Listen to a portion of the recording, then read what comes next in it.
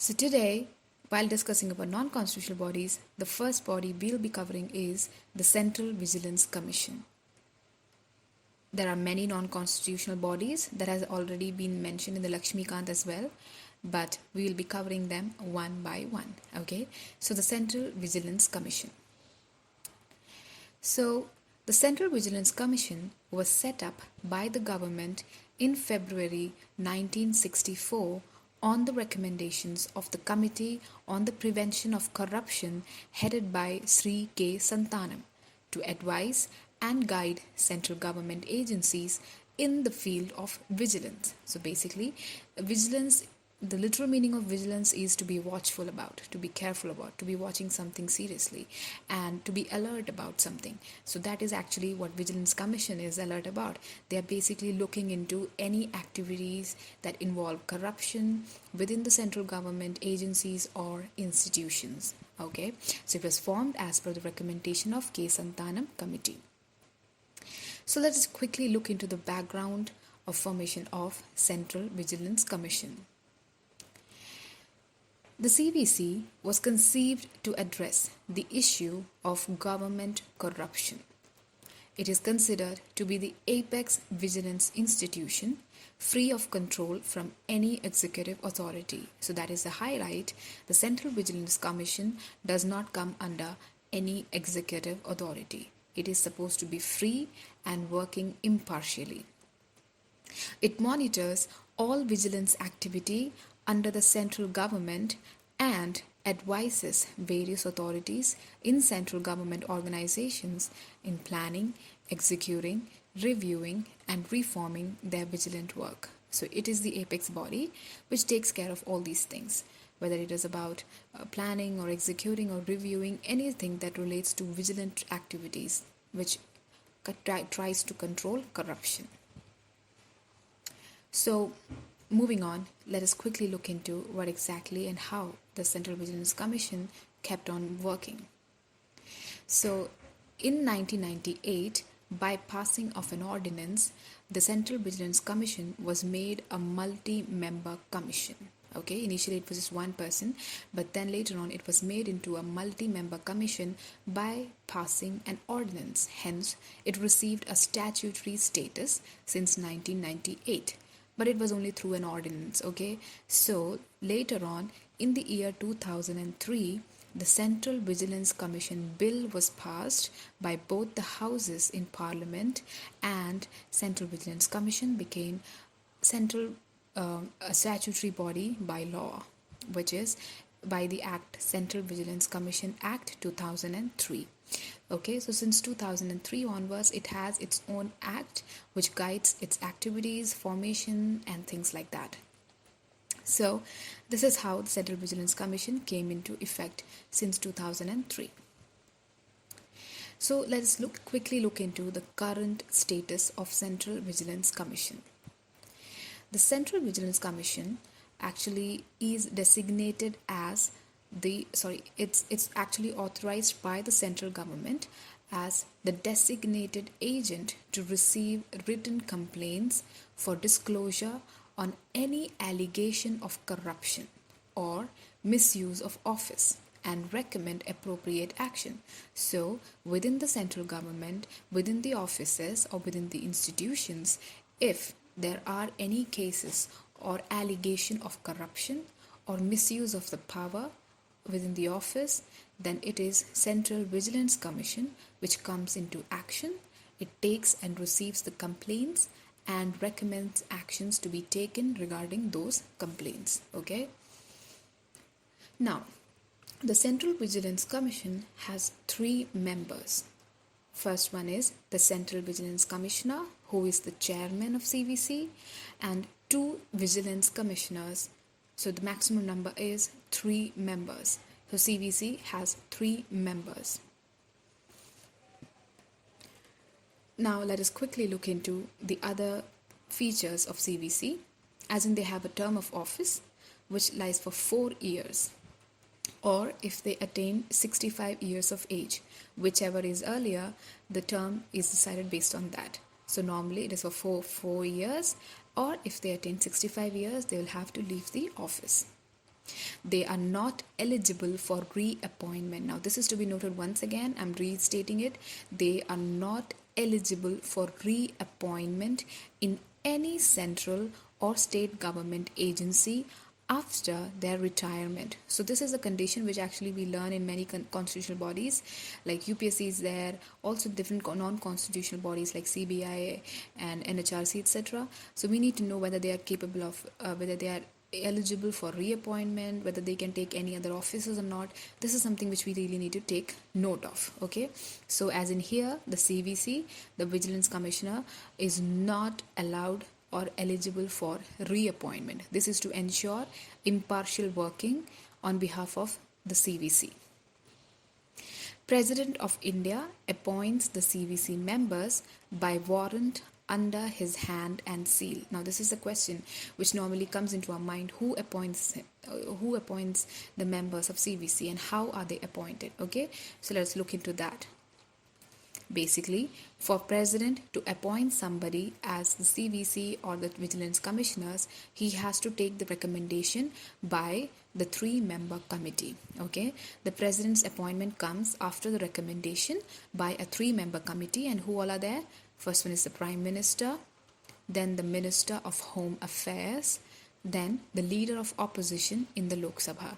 These are the people who take control or who recommend who all should be appointed as the CVC members. Okay, the president takes the recommendation of this committee into consideration, and then he appoints the CVC commissioner. Now the next thing that we need to note is, how are they removed from their office? What are the conditions for removal?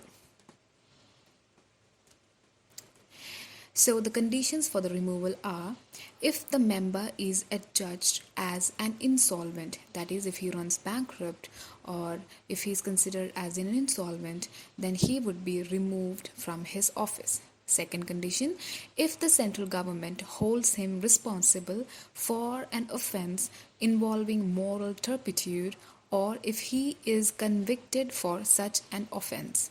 Like if he is convicted of anything morally abusive or something, then he will be removed from his office. The third condition is, if he becomes a part of the office of profit. Okay, if he involves in any other activities other than the current office that he's holding, and if he has any other activities related to government or any other institutions, and he takes profit from that as well, income from that as well, then that would be considered as the office of profit, and he will be removed from his current position as CVC member. So these are the conditions. Along with that, another conditions are also there, which is if he is declared unfit by reason of infirmity of mind or body by the president. Then, if he is found interested in financially driven activities or other such interests which can likely affect prejudicially his official functions. So if he is interested in some sort of dealings with government where he has vested interest, then definitely he will be removed from his office. So next we move on to the organization structure of Central Vigilance Commission. So every organization has its own structure, has its own wings to work and how it works. Okay, so let's look into the organizational structure of the Central Vigilance Commission.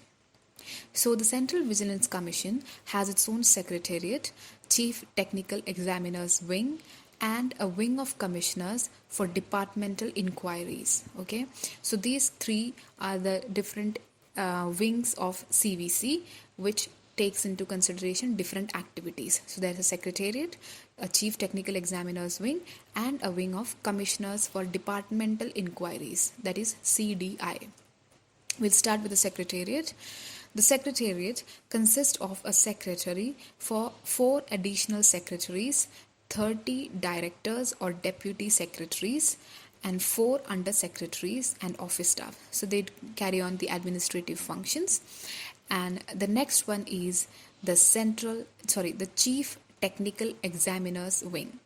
Now, the Chief Technical Examiners organization constitutes the technical wing of the CVC and is manned by 2 engineers of the rank of chief engineers with supporting engineering staff. So they carry on activities related to technical side of the CVC's functioning. Okay, we'll look into what all their functions are. The main functions assigned to the technical wing are the technical audit of construction works of governmental organization from a vigilance angle. For example, if government is undertaking any activity like construction of roads or construction of railways or anything such, any public any public investment made in any of the constructions, that would be taken care, the technical audit of those things would be taken care by the technical wing of the Vigilance Commission. So they look into the type of materials used, the kind of contracts involved, and whether it was good or bad, or the quality of the stuff as well. Okay, from a vigilance angle.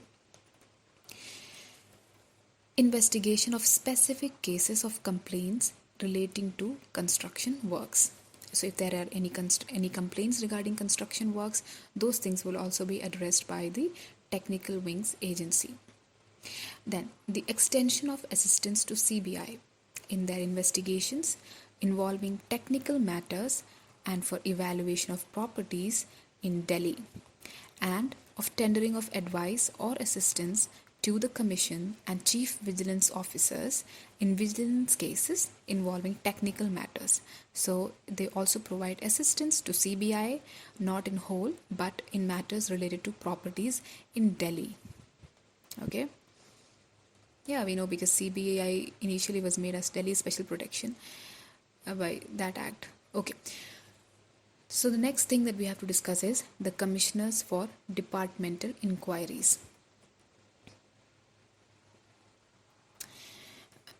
There are 14 posts of commissioners for departmental inquiries in the commission, 11 in the rank of director and 3 with the rank of deputy secretary.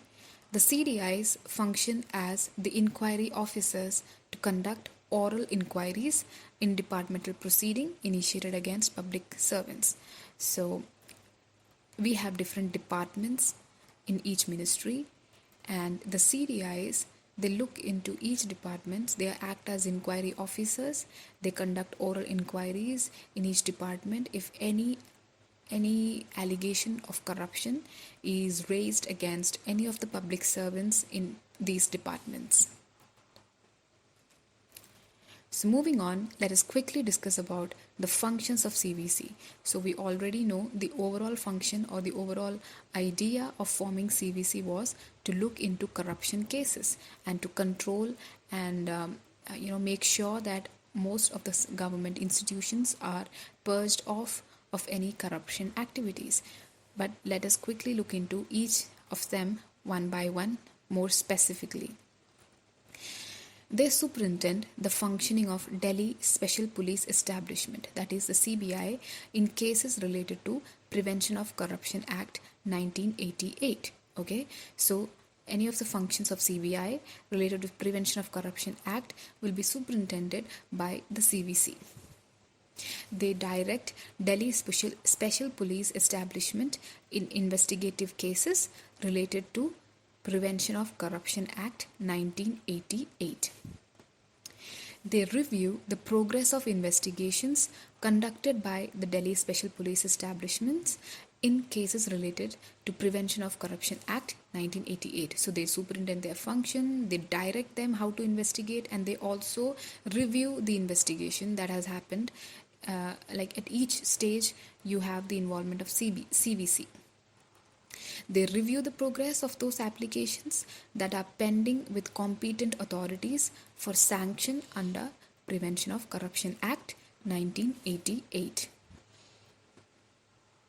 Next one, central government and its authorities are advised on matters as they refer to the CVC members. So they can ask CVC members for their guidance regarding any of the functions with related to which are in relation with the corruption or dealing with corruption or dealing with other things. So they can advise the central government on matters like that.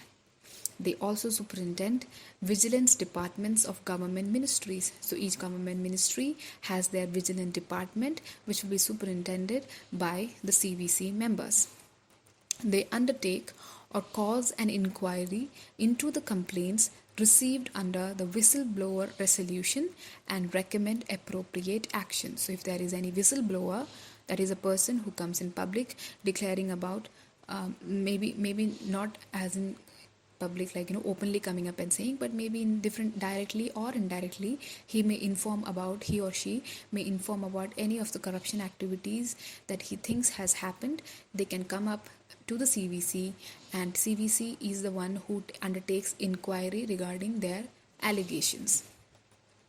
Whenever the central government makes any rules and regulations governing the vigilance and disciplinary matters relating to the members of central services and all India services, it is the CVC which is consulted before making any such rules and regulation. Okay, moving on.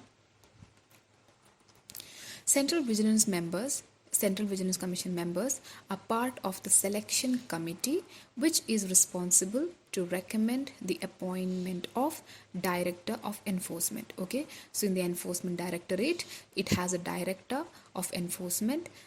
While appointing him, there is a selection committee which is formed, and that selection committee has CVC chairman as one of its members. CVC is a part of the selection committee that recommends officers for the appointment to the posts above the level of Deputy Director of Enforcement. Okay, so they are involved in the appointment of members of Enforcement Directorate. The Commission acts as an authority to receive information that is related to suspicious transactions under the Prevention of Money Laundering Act 2002. So we can consider here that it is two acts that CVC takes into consideration. One is Prevention of Corruption Act 1988, and the next one is Prevention of Money Laundering Act 2002. Next, it recommends to the central government for the appointment of Director of Prosecution in the CBI. Okay, so it recommends appointment of Enforcement Directorate, it recommends appointment of Director of Prosecution in the CBI, Central Bureau of Investigation. CVC members are part of a selection committee that is responsible to recommend the appointment of officers to the posts of the levels of SP and above in the CBI, okay, except for the Director of CBI. So for any of posts like SP and above, it is basically CVC that is a part of the selection committee who appoints these members, except for Director of CBI. Okay, for appointing Director of CBI, we have a different selection committee which we'll be discussing once we get into the CBI. Now, we know that we have passed this Lokpal Act and we have a Lokpal, and Lokpal refers complaints to CVC, who initiate a preliminary inquiry in respect of officers and officials of the groups A, B, C and D. So group A, B, C and D members or officers, if Lokpal raises a complaints against them, it is CVC who has to initiate a preliminary inquiry regarding that. Now, where all does the jurisdiction of CVC extend to? Okay, to whomsoever it is concerned, we'll discuss it one by one. The union government officers or Group A officers of All India services, public sector bank officers of the rank of scale 5 and above, RBI, NABARD and SIDBI officers in grade D and above, public sector units under officers in Group A and Group B, and also its chief executives and executives on board. So these all are the institutions to which the jurisdiction of CVC extends. Then it is also extending over general insurance companies, officers in the position of managers and above.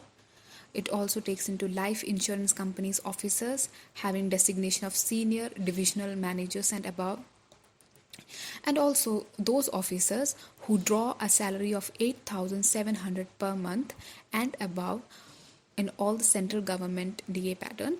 So this may be revised from time to time, but anyhow, we know to which all levels the CVC can extend its jurisdiction, or to which all institutions CVC has its jurisdiction. Now, a bit of add-ons regarding the Central Vigilance Commission. There has been an awareness week which was declared recently every year in the month of October. This week includes Sardar Vallabhbhai Patel's birth anniversary, which is on October 31. Okay, so every year the last week of October is considered or observed as the Central Vigilance Commission's week. Okay, for vigilance awareness and all. The motive of Vigilance Awareness Week is to take an integrity pledge by all government ministries and organizations, spread the words on prevention of corruption across the nation. So this we know about the Central Vigilance Week. Now the next thing is conduct workshops and campaigns for government employees and other stakeholders on policies or procedures of the organization and preventive vigilance measures. It also aims to establish integrity clubs in schools and colleges, aware Gram Sabhas to sensitize the rural citizens about the ill effects of corruption. So it aims to create a general awareness about vigilance from the grassroots level.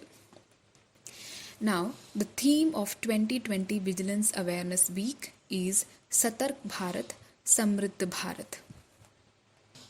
So these are our information about the Central Vigilance Commission. So thank you for watching.